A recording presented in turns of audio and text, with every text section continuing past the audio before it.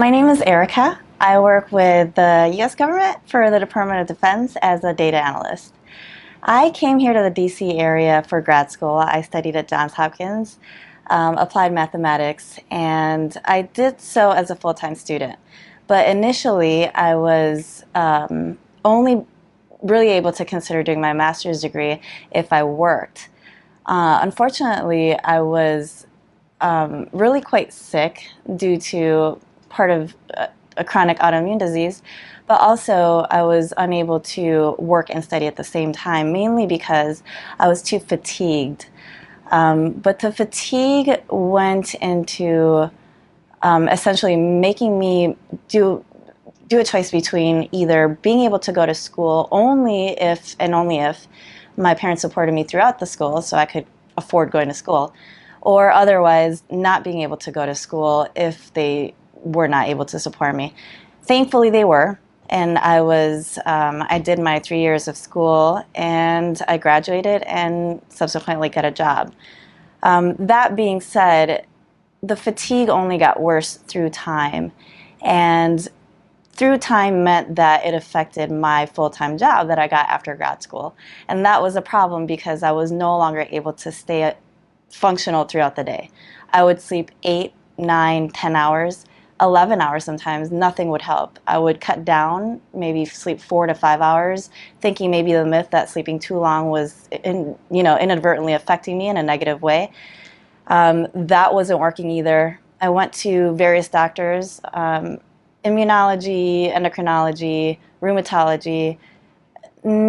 All of them defaulted to me not being able to effectively stay awake because of the fatigue that would inherently be accompanied by rheumatoid arthritis. And while that is in some ways true, I knew there had to be something done because not only was I not being able to stay awake for work, I was also suffering from an onset of severe afternoon migraines. I would wake up, perhaps stay awake for an hour or two, and maybe mid-morning through my work, I was already falling asleep at my desk, even after an 8, 9, 10-hour night of sleep. So I went to see a sleep doctor. I think they have different backgrounds, but that's what I know them as. And he did a sleep study which showed that I had sleep apnea. And that was the first of different confirmations that something aside from rheumatoid arthritis was going on. I followed up with him and other sleep doctors to see what I could get as an answer to be able to help my sleep apnea.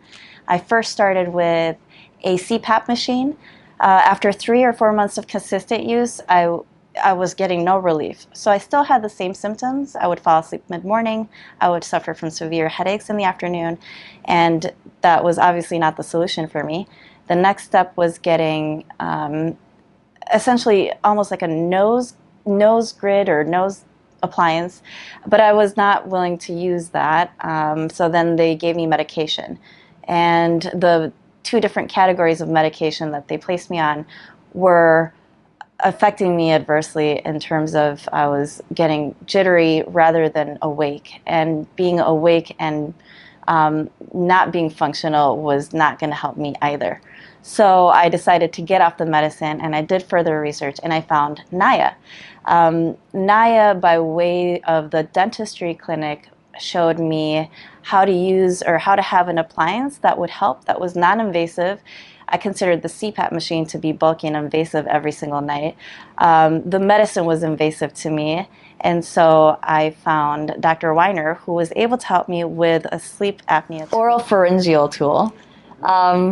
And while it's a mouthful, it's actually probably the best option that I found so far. So it's neither medicine affecting me negatively nor the big CPAP machine. In fact, every night I just put this in, and I wake up just fine, but the major difference is the fact that the next day I don't face headaches.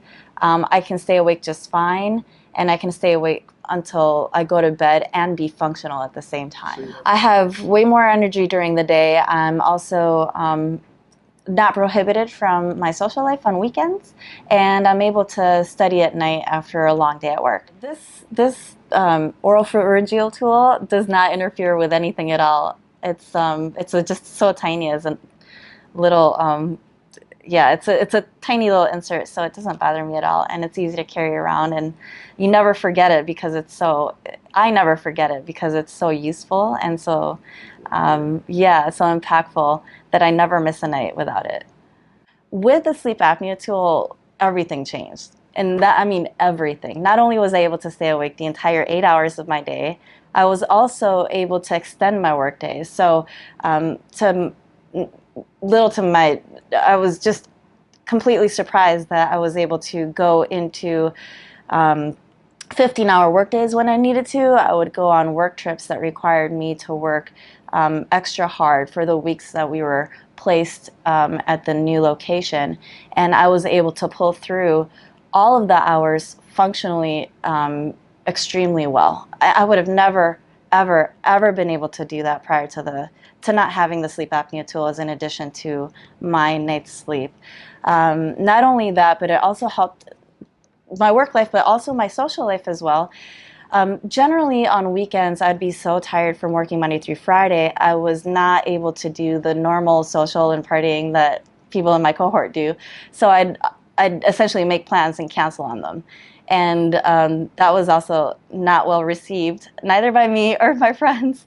So I got my friends back, but believe it or not, I had already had friends that were starting to sort of separate themselves from me because they couldn't count on me anymore.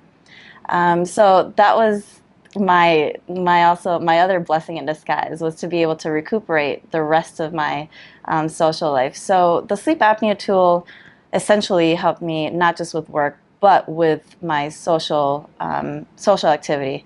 And then as a plus, I'm able to also think about further education.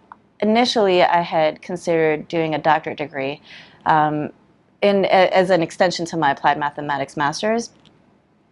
But I knew after my master's degree, I was done. It was a done deal. I mean, I felt like I barely made it through grad school, not necessarily because of the classes, but rather the intensity and impact I felt to my schedule given my limitations. And I had an academic counselor tell me one time, if you want to keep things viable and feasible, lower everything on your plate. But I already felt I was lowering everything when I didn't have a social life anymore, and all I could choose was whatever priority I had from the list that I had made, and school was one of them. So that's the only thing I chose. But that was the only thing I could do. That said, now I'm able to work full-time. I'm able to have my social life. And I'm also able to consider going back and doing a graduate certificate or additional master's or doctorate, further academics. So I'm very thankful that I found this, but I would have never found it had I not done a lot of research and had I not been in the DC area to find this clinic.